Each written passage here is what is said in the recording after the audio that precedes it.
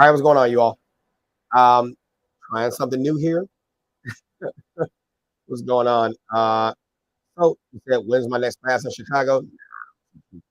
Criminology right now. Trying to see how this would work out. So just teaching regular classes, regular criminology classes, criminal justice stuff like that. So we could treat this like a college course, right? And treating this like a college course, just teaching you things relative to the criminal justice system. Hope y'all are doing good. What's going on? What's going on? You probably at work. James K. What's going on, man? Calvin Carbine, Tanisha Anthony. What's going on? What's going on? Let's see how many people we can go ahead and get into this. Mike McGrew, what's up, man? I don't know if I should say, do I come to Michigan? Yes, I do. Yes, I do. What's up? What's up, people? What's going on? Is it a little dark? A little dark. I got this lighting and this camera. I like it, but I see it doesn't work everywhere. I look dark, don't I? I look extra evening hueish. Can you guys hear me good? I got a mic right here. So I'm dark. Damn it. Let me let me see the cap. All right. Is that better? Probably better.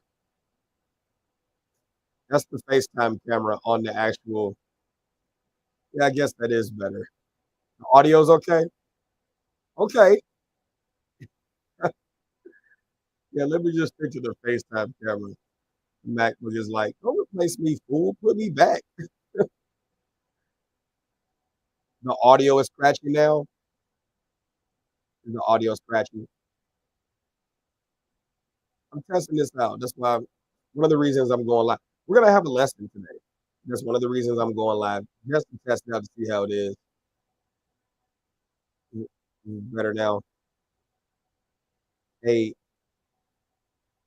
what's going on? Is the audio scratchy? Can you hear me? Much better now. All right, just testing it out. I'm looking at the comments. I'm trying to see if y'all give me something. Not working out, is it?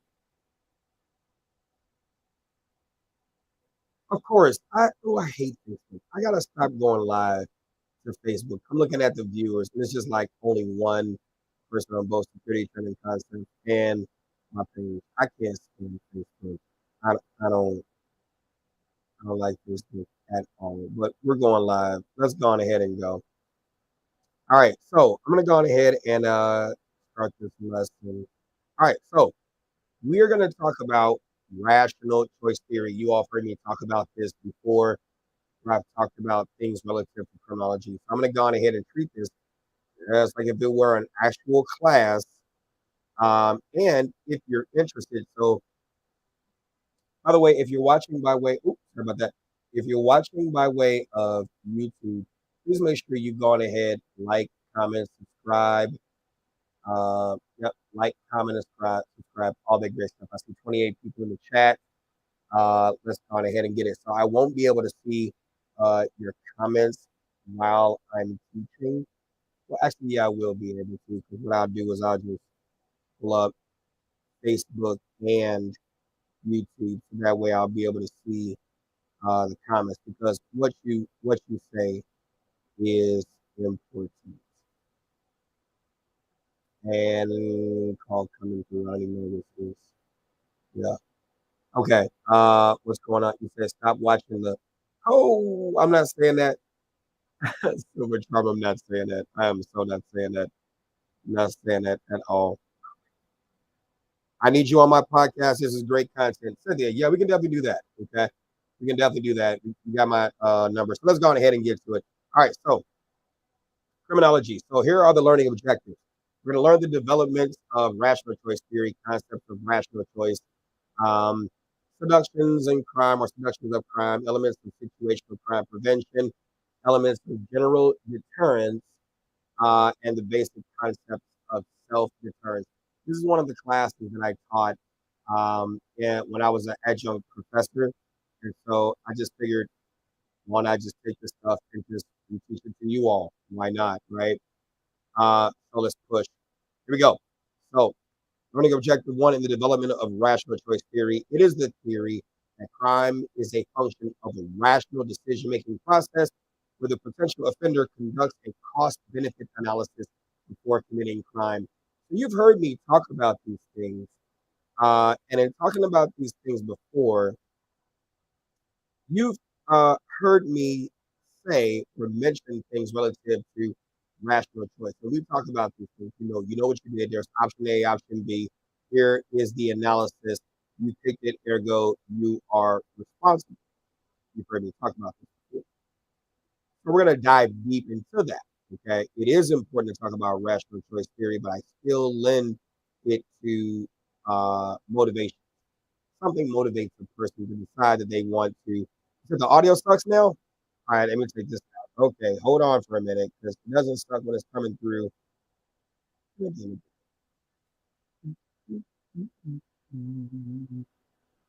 What about now? Is that better? Is that better now? Hebrew Awakening. You said it sucked. Is it better now? I took it out. Maybe if things aren't broke, don't fix it. Is that better now? It's better now?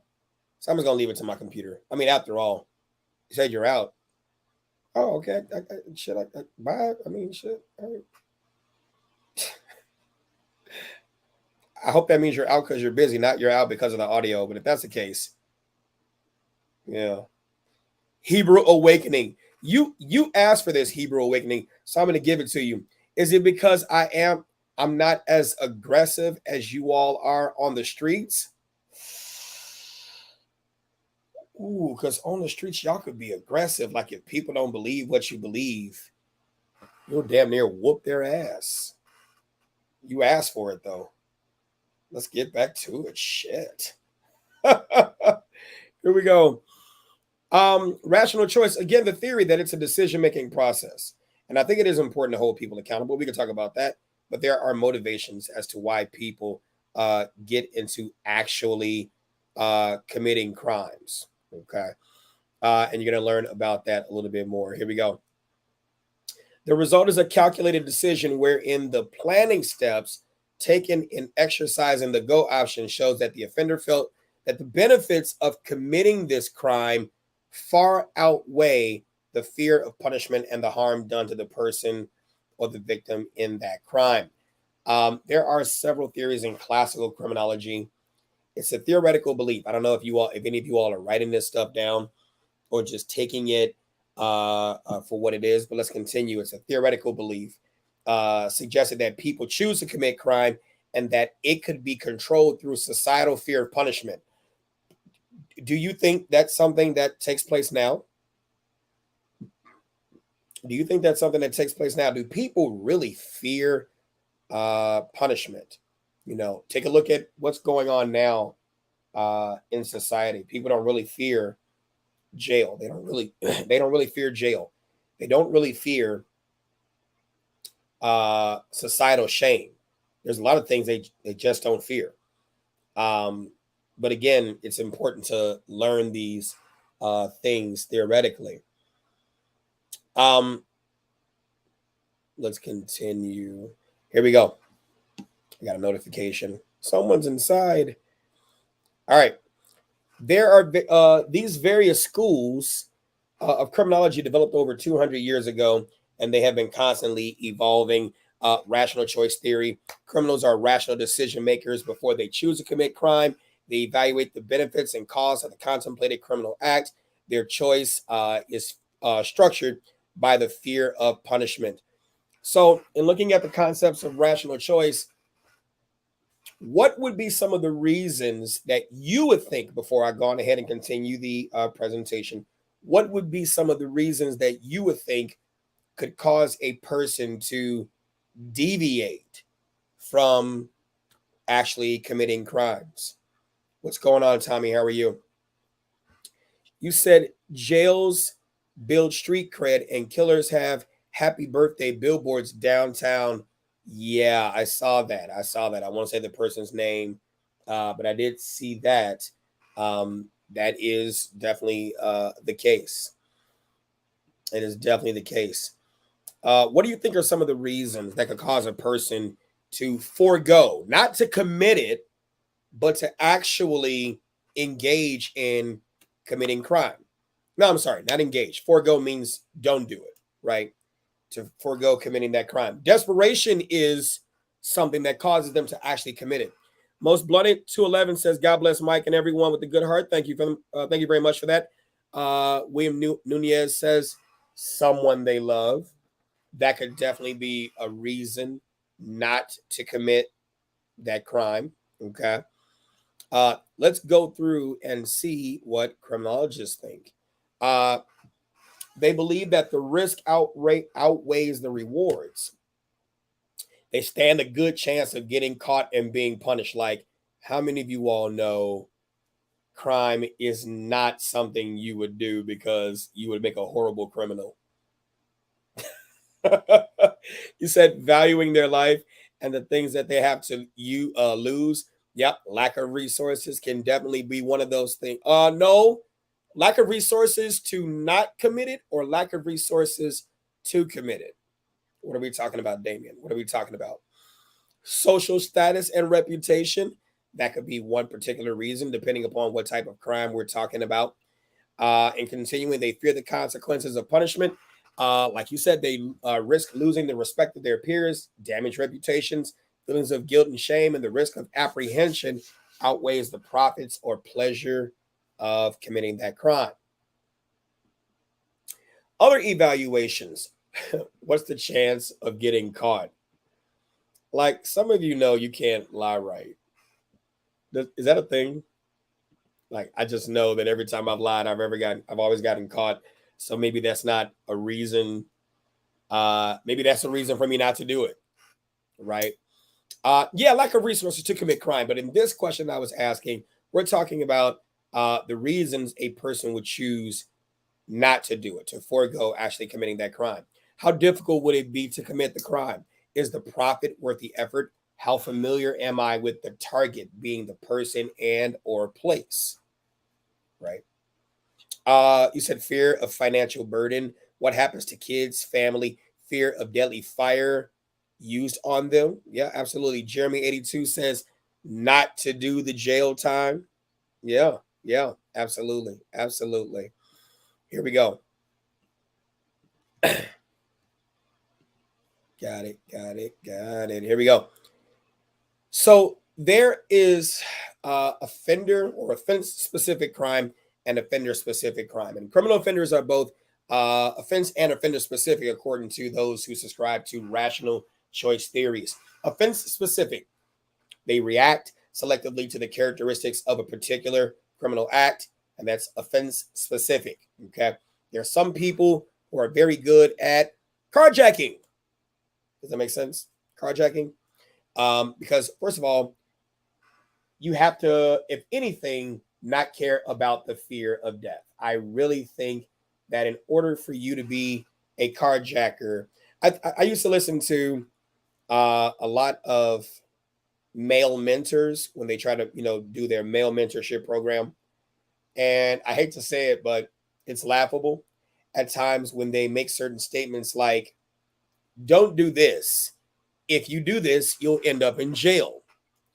Don't do this. If you do this, you will end up dead. If they're already dead on the inside, what do they care about outside death? If they're already mentally dead, what do they care about that? Right? If they feel like jail is already a prison, what are you saying here? What are you saying here? Right? And so, yeah, absolutely, Tommy. What are we saying here? Are we just gonna beeline straight to consequence, right? So they don't care about that, right?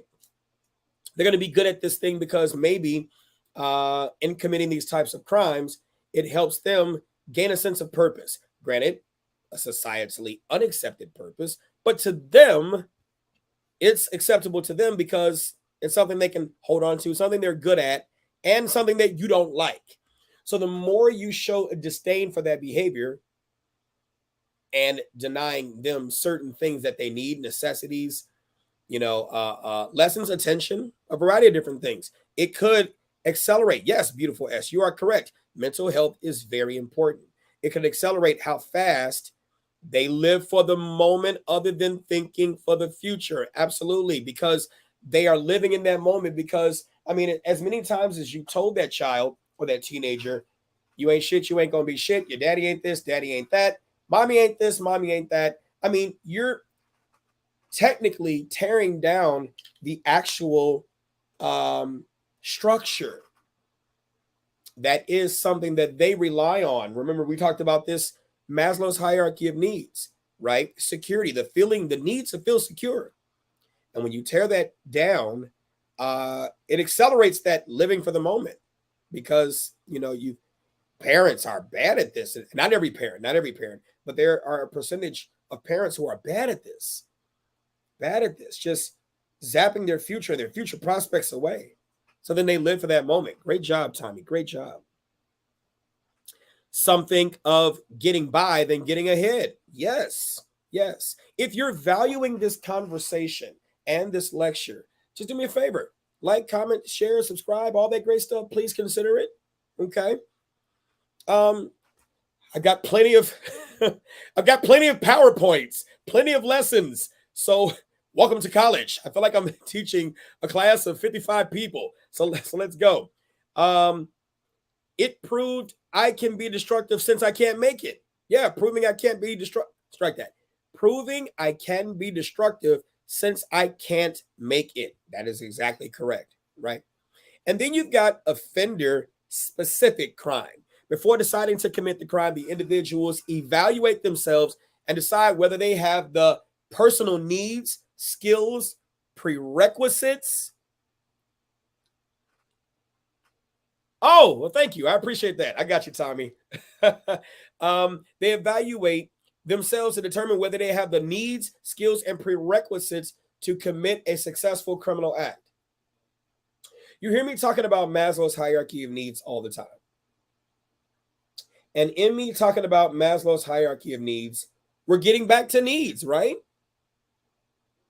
Talk about emotions, talk about love, talk about belonging. I told you, love is an inconsistent variable for a structured foundation. It shouldn't be love less, but love is a very inconsistent variable, right? And so, knowledge, skills, and abilities. Put love on top. That's the sauce, that's the fuel, right? The gas in the car is love. But if it doesn't have an engine that works and all the other necessary things and then a knowledgeable driver, what do you have, right? You're fine, Christy. It's all good. Have a great day. Here we go. Let's continue. Thank you very much for Christy. Shouts out to you. Here we go. Let's continue. Offender specific offense specific evaluations. Their evaluation of the target yield. What am I going to get? Right? What kind of security devices are there?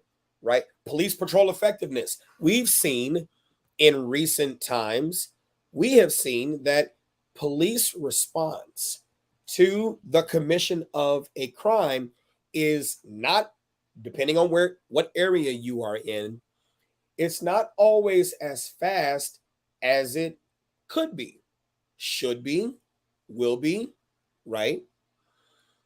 Because there are a lot of attacks on the police. Don't get me wrong. There is a need for reform in certain areas. I've always been of that belief. But to attack the whole of something without having something to replace it with, if you're going to attack the police, then you must be your own protector. You must be your own, right? You must be your own protector. You must be your own savior, right? You said 10 seconds felt like 100 hours while being hurt. Cops can't save everyone. Absolutely, right?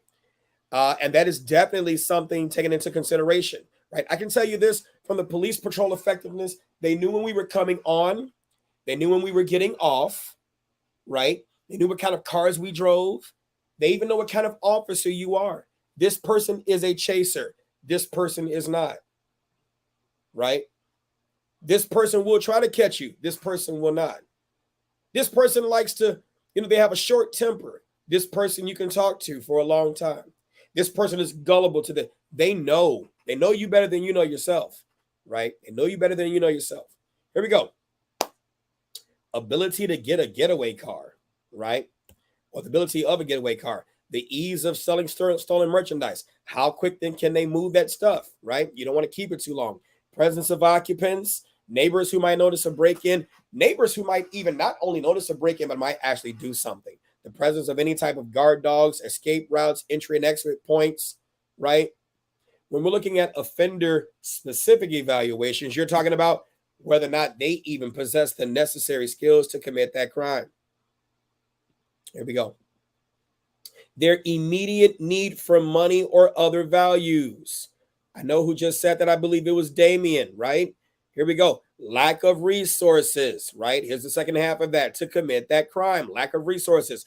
I will say this in talking about the lack of resources. That too is in Maslow, right? Resources.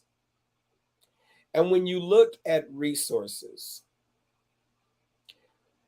those of you who live in the Black community, and even I don't want to limit any other, or take out any other communities. Let's just focus on your community wherever you live.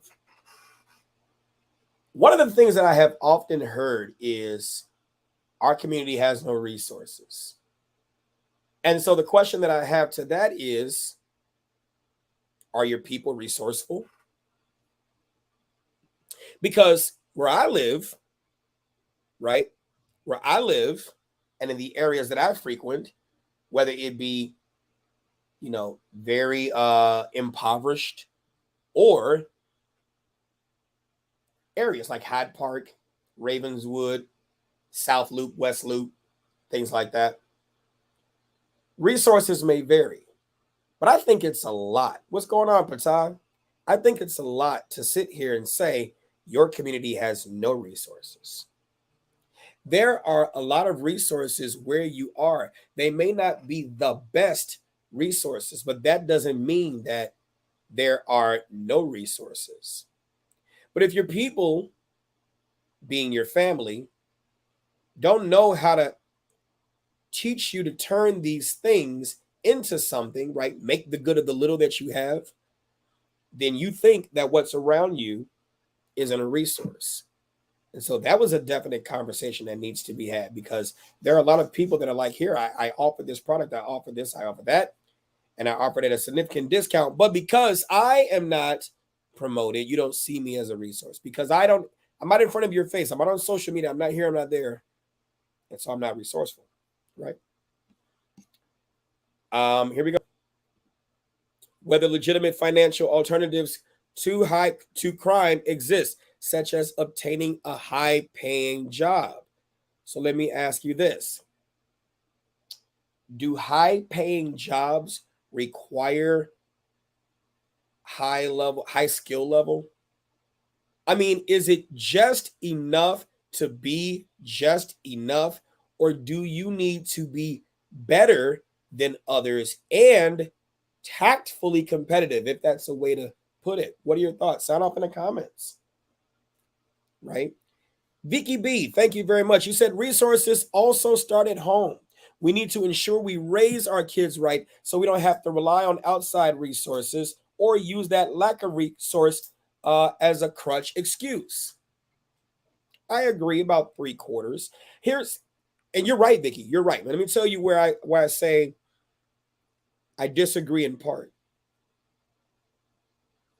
Outside resources are cool. But when we look at outside resources, you don't want to neglect the inside resources. I think one of the most toxic things that a person can sit here and say, toxic to their outcomes, is that I can do it by myself. I can do it by myself. I can do it by myself. I don't need anybody's help. I don't need anybody's this. I don't need anybody's that. That's not effective in the art of cultivating healthy relationships. Do you need everyone? Well, we can have a debate on that. But do you need no one? There's nothing for me to sit here and say that everything I have, I got it without someone. That would be an absolute lie. It would be an absolute lie, right? We all need someone. right? We all need something. And so knowing what you need, right, and who you are, what you can do, and what you need assistance with, and acquiring those things with a cost benefit analysis, the same way that a person would attempt to commit a crime, right, and do these same evaluations. Same way we can learn how to do these evaluations of who to select so that we can have outcome based, reciprocal. Ryan, you ain't did the lean on me thing. Yeah. Outcome based relationships, right? But outstanding job, Vicky. Here we go. Whether they have available resources to commit the crime, the fear of expected apprehension and punishment, availability of alternative criminal acts such as selling drugs, their physical ability, including health, strength, and their dexterity. So let me ask you this. With these same evaluations that it takes to actually evaluate whether or not you can commit a crime, can these same evaluations also take place in deciding to get legitimate work, to be successful in school? Parents, to understand that these evaluations, that your kids are smarter than you give them credit for. They're very smart than you give them credit for. And how to turn that motivation around to giving them more skills toward effective home maintenance, right? If dealing away with the generational and cultural traumas and curses bestowed upon you knowingly or unknowingly. It's going to all tie back for me in teaching criminology. It's going to all tie back to home. It's going to all tie back to home. It's got to. It's got to. Okay. Let's see if this will play. First of all, you and me start working at the bench. Doesn't matter the position, okay? Just so long as we get in there, right? Then we just go there every day, do the work, gain their trust, so we get rid of the palm of our hand. All right. That's how we get the money. That's the beauty of it, bro. They deposit the money into our bank accounts. Week after week, month after month. They're not even gonna know they're being robbed. And then 20, 30 years later, we walk out the front door like nothing even happened. Mother, that's called a job. Love it. Love it. He would be bad at bank. He would be bad at robbing a bank, right? You all know this is from Key and Peele. Okay. I just thought that was super hilarious. Now, this is what happens when a crime isn't planned all the way through. Here we go. 3 robbers rush in, but just as quickly, they turn tail in a hail of bullets. One falls. He's hit. But desperate to get out, he drops his gun, loses his shoes, and crawls out. Now watch again from this angle. The security guard reacts instantly. His gun is out and firing in exactly 3 seconds. Coolly, with dead aim, he keeps firing. The bad guys don't stand a chance. I was quite impressed with his reaction. Again, it was early in the morning. It's maybe a job where you sit for hours, and something like this may never happen in your career. But for it to happen and to react that quickly says something about his mindset. It took place in the small hours of a quiet morning on August 7th at the Allied Internet Cafe on Babcock Street. I stood up on the machine and saw the security guard with the gun out, shooting away. 18-year-old Mark Spivey didn't crawl very far after he was shot. Police found him about a block away. But they're still looking for the other 2, and because they're out there, police are not releasing the security guard's name. His coolness and decisiveness under attack are evident on the surveillance camera. Police say few people would react this well. This video, they say, proves beyond any doubt that the shots he fired were fully justified. His reaction may have saved his own life and possibly the lives of others in that building. Yeah. So that clearly happens when hey, Shanice, what's going on? That clearly happens when they didn't expect him to be there. They didn't expect him to be ready. They didn't expect him to be prepared. Or even if they did try to analyze if he was there or someone was there, maybe at the time they did their assessment, things have changed. There is a saying in the military, no plan survives first contact. No plan survives first contact. And this is one of those situations. Anand for Chan says, I could see the same thought process in pursuing resources and support or a high-paying job. Then when they are denied, they would resort to other means of income or crime. Williams says, granted, the percentage of problems can be all tied to home, but rare occasions, you don't think a bad apple will arise regardless. You know what? There's always that possibility for a bad apple, but anytime, most of the times I will say that I've talked to someone, yeah, when I see parents sit there and say, look, we did everything. We did everything. We put them in school. It's always going to start with school for the most part. We put him in school. We gave him this. We gave him that. He had food on the table. He had the best of this. He had the best of that. Those are typically the things that are said regarding, we don't understand how this person, how our child, how our son, how our daughter, usually our son, went down this path. And then I hear them list all the things they provided them, right? Schools they went to, but they didn't have that parental interaction, that love, that attention that comes with understanding that as a parent, you're not just a provider, you're a teacher. And if you're honest about what you know, that's great. But if you're not honest about what you don't know, then what do? Right? Tend to feed to their ego, feed to their emotions, feed to their desire to want to have. Oh my God, they're happy when they have toys. They're happy when they have these clothes. They're happy when they have these things. But what are we teaching them? That a person's value, when we're looking in the long term, we're going to get back to criminology, but it always still comes from home, right? That the person's value is recyclable. In other words, your value as a parent, your value as a caregiver, your value as a person is only contingent upon what you've done for me lately. Right? What have you done for me lately? Not what have you done over the total sum of your entire life, right? Since you were brought into the world, and since, man, all these things you did to build this person up to a certain level, and it gets reduced to, what have you done for me lately? Jeremy, yes, family meetings. Oh my God, I cannot emphasize this. I cannot emphasize this enough. Family meetings, right? Sunday dinners, Saturday dinners, whatever. But family meetings to discuss things, to actually teach lessons, right? I'm a big proponent of home economics. I'm a big proponent of the ideals of teaching, cooking, child development, right?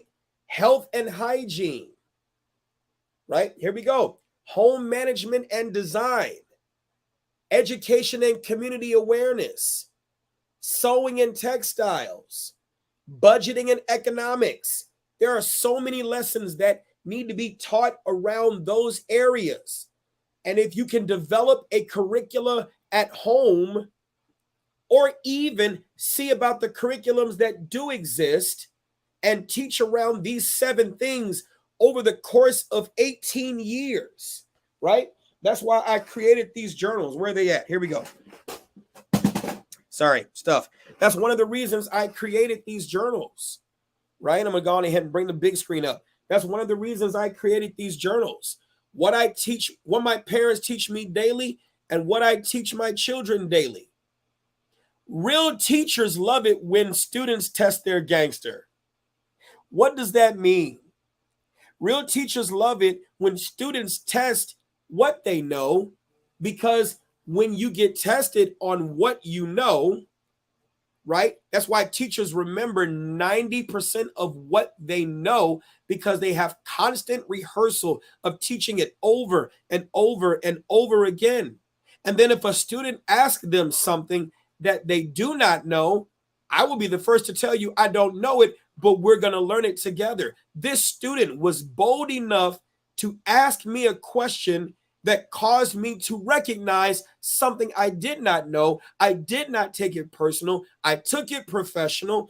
I went and researched it. We learned together. Teaching is a reciprocal relationship. Teaching is a reciprocal relationship between the student and the teacher and the teacher and the student. Just because you're the student doesn't mean you don't know nothing. Just because I'm the teacher doesn't mean I don't know everything. And so in creating these journals, it gives parents and children the ability to be able to document what they learned this last 30 days, right? You're writing down the date, lesson title, the page, right? What you taught your child today, what they learned today. It's the same material in here, right? And then you switch. You see your parents' thoughts, they see your thoughts, right? Vice versa. And then you begin to have another discussion there. The child signs it, the parent signs it, and you continue a course of doing this every day. The lessons don't have to last long. And in that, right? Look, 30 days. So there's no way whatsoever that this person can sit there and say that you never taught them anything. Because children will test your gangster in terms of saying what you have not taught them. And real teachers in the educational system, both at the daycare level, at the elementary, middle school, high school level, they have proof to be able to show what they taught your child. But do you as a parent have proof to be able to show what you taught your child?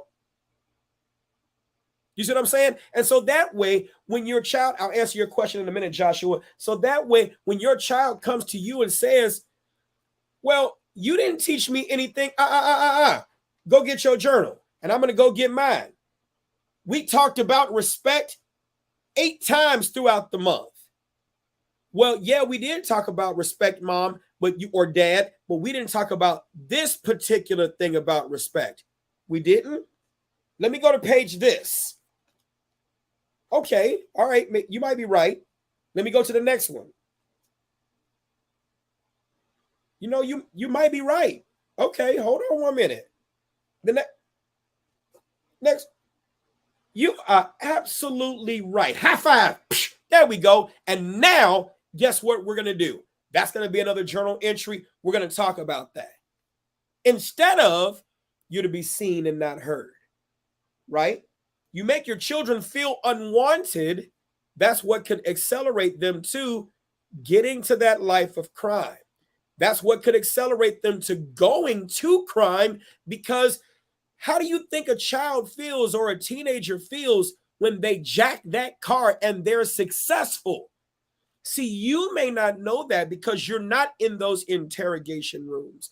You may not know that because you're not in those abused child shelters like I've been. You may not know that. You're not in those juvenile detention facilities. You may not know that because you're just thinking this child is just acting this way because they want to defy you.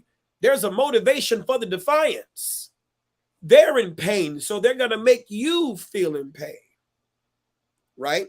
And so that's why I'm reluctant to just beeline straight to that. Oh no, the kid was being bad just because they want to be bad. There's more to it than just that. They do want to be bad, but there's a deep-seated hurt somewhere down on the inside of them, and making you hurt, making you have to call off work, making you have to miss money and miss things. Since that's what you value, if you're a workaholic, we're going to cause trouble to make you miss those things so that you pay attention to me, so that you'll teach me. 30 lessons, 30 days. Look at that value. Look at that value. Joshua, to answer your question, if you text me directly, right, I can make sure they're going to, I got to go and, matter of fact, mail some off today, right? I had some people who are, Shanice, help me out. Does that make sense? Does that make sense? You can text me directly. Text me the number 1-630-360-0548. 630-360-0548. Text me the number 1, right? And then I'll send you the information. We can go on ahead and make that happen. These are only $5 a piece. 5 here, 5 here. And I'm the author of these. $5 a piece. See, the thing is this. If you don't see yourself as more than just a parent, if you don't see yourself as a teacher, then you may be missing that important piece. I don't have time to be out there committing crimes and committing rational choice related crimes. I know I got a lesson coming up. And I'm finally getting the attention of my mom. I'm finally getting the attention of my dad. And every time I know there's a lesson behind this failure. Failure is a part of success if you learn from it. And I know there's a lesson behind it. I'm looking for the next journal entry. I'm looking for that because that's time out of your busy schedule for just this 15, just this 20 minutes. I asked my son this question when I was doing journaling with him.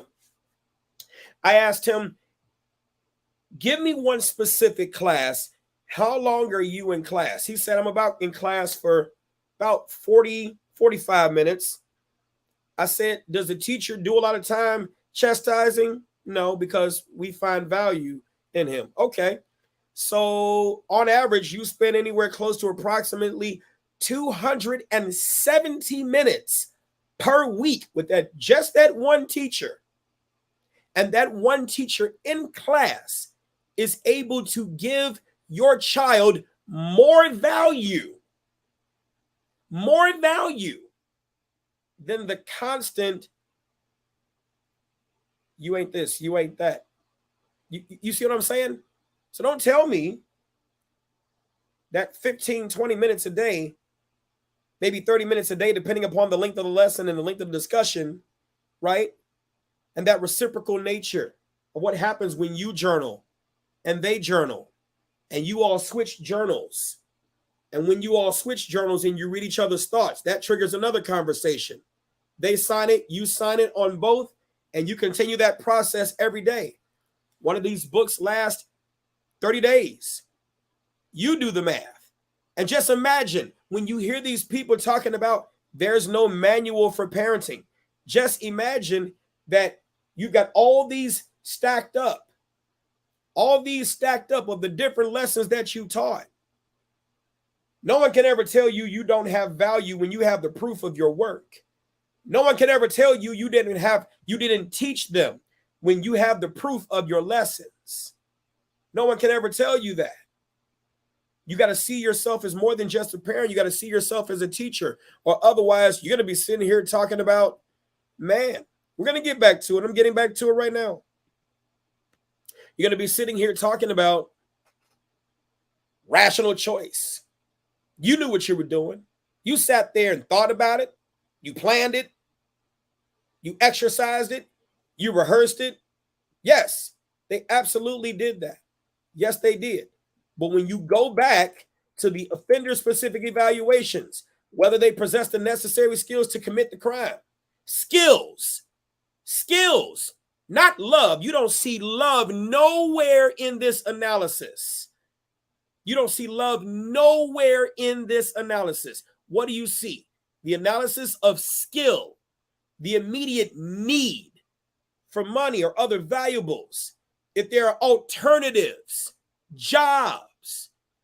Yes, Shanice. Yes, that's a great way to teach and spend quality time, not just time. Quality time. Then from that 15, 20, 30 minutes, the reciprocal nature of establishing a reciprocal outcome-based relationship. They can begin to find value. And then that little seed that you plant, they can begin to do their own evaluations. Well, Mom, you talked about cooking. I don't have the skills. Can I be in the kitchen with you every time you cook? Can you help me create this? Guess what you just did? Another lesson. Another lesson. Who got time to be out in the streets when I got class at home? Whether they have the available resources to commit the crime, the fear of expected apprehension and punishment. We don't have time to think about all these when we're too busy learning at home. Here we go. Now, what's the difference between crime and are you all appreciating, before I continue, what's your thoughts about what we're talking about so far? Lesson's almost over. Lecture's almost. This is how I used to teach when I was an adjunct. When I was an adjunct teaching in the colleges, this is how I used to teach. Same way. Same way. Here we go. What's the difference between crime and criminality? Difference between crime and criminality. Crime is an event. Criminality is a personal trait. Crime is an event. Criminality is a personal trait.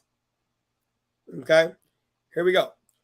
Criminals do not commit crime all the time. Conversely, even the most honest citizens may, on occasion, violate the law, right? And this is why you've heard me say this multiple times in past shows and things like that. Ohio versus Rayner, 532 U.S. 17, 2001. The purpose of the Fifth Amendment, though it could be used by the guilty, right, is to protect innocent citizens from making innocent statements that could otherwise give the government a causal connection between an event and the occurrence of a crime. You don't know how many laws are out there, right? Conversely, even the most honest citizens may on occasion violate the law. So you have to exercise the right to remain quiet. You have to activate your legal be quiet. Officer, I was the victim of a crime, right? I need medical attention. I invoke my Fifth Amendment rights. I want my lawyer. Because you don't know what they're investigating. Okay, let's continue.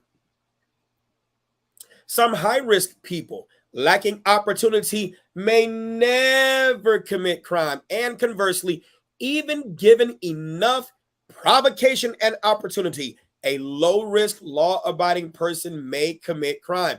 So what does this tell us? What does this tell us? Right? What does this tell us? When we have those theories of saying, why would I go on ahead and do such a thing like that?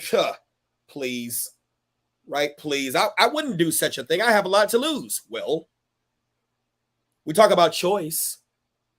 What's the definition of motivation? Motivation, right? What's motivation? What's the motive? Motivation is defined as the biological, social, emotional, and cognitive forces that activate behavior. Biological, emotional, social, and cognitive forces that activate behavior. So it's not just the choice, it's the motivation. You got to get to the root of what that thing is. Even a person low risk, given the opportunity and enough provocation, provoking, motivation, motivating, right, to commit that crime. You said, but why does it have to be law-abiding? Because it is, William. I'm just saying, right? You probably stole a pen right now. It's theft. Look. All right, here we go. Let's push. Structuring criminality, you got economic opportunity, evaluating personal traits, experience, and then criminal expertise, right? And structuring the mindset. Financial crimes, white-collar crime, the traits and the experience to be able to carry it out, the criminal expertise. Some people want to commit crimes. They just don't have the knowledge of how to do that, right? Place of crime, targets of crime, scripts, modus operandi. You've heard of Criminal Minds before. The unsub. Not all acts are entirely rational. Not all crime, drug use, or violence is rational, but can be the result of spontaneous or irrational decision-making. Who are the two people here you see? You see Heath Ledger and you see Whitney Houston, all stars and, wonderful people in their own right. But given some of the things that, people go through, the biological, social, emotional, and cognitive forces that activate behavior, right? Spontaneous, irrational decision-making. You've heard me say this before. Unreasonable expectations fuel unreasonable emotions. Unreasonable emotions fuels irrational behavior. Unreasonable expectations fuels unreasonable emotions. Unreasonable emotions fuels irrational behavior. Okay. Let's push. We're going to end it here. Okay. We've gotten through the first two learning objectives. We'll get to the seductions of crime on the next lecture, right? Might make the next lecture Monday. Why do people commit crime? Right? Why do people commit crime? So what are your thoughts on the lecture that you got today? Call it part 1 of intro to, I don't want to call it intro because that technically wasn't the introductory lesson. That was what would have been in week 4. So I just decided to start with that because I talk about rational choice theory all the time. All the time. Sound off in the comments. Okay. Until then, don't forget your homework assignments. You didn't get a homework assignment. You said, till this day, I can't believe what Whitney went through. Yeah. Poverty causes crime. Well, poverty could be one of the attributing factors to crime, but not everyone poor commits crime, right? I think we got to be careful when we beeline straight to absolutes. We got to be careful, especially as a society, because there are a lot of people who I've come in contact with that are just one major life event away from doing some stuff that they would likely never do. And this is why it's important to keep having conversations. I'm going to keep on doing these streams to where it becomes habitual. You guys become to expect this more. Unreasonable expectations fuel unreasonable emotions. Unreasonable emotions fuels irrational behavior. And I think that, when we're talking about poverty and where we're talking about the unreasonable expectations that you may have, or we all may have in certain cases of certain things, it could definitely accelerate the likelihood of you committing those crimes. See, it's not just the condition. I think when we say poverty causes crime, we're looking at the condition of being poor, but there are a good percentage of poor people who don't commit crimes. And I think that when we go to this extreme and say that this is the thing that causes it, does the evidence match up? Right? Does the evidence match up? All right. Good job today. Good job today. Thank you for coming to class. This is criminology, and there will be various topics that I'll be lecturing on. But as you can see, typical 55-minute lecture, right? That's about your typical lecture, depending upon how the class would go. It'd be part 1 and a part 2. Okay. All right. I will see you all next time. Make sure you take care of each other and make sure you stay safe. Get in somebody's concealed carry class. Look, James, wash your hands. It's all good. Thank you. Thank you very much, Vicky. You all stay. What did I just get? Oh, people sending me stuff. All right. You all stay safe. We will talk soon.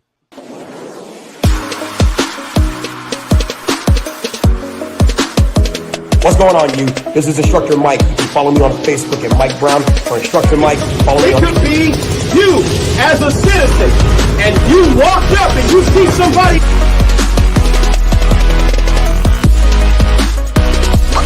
Look heavy.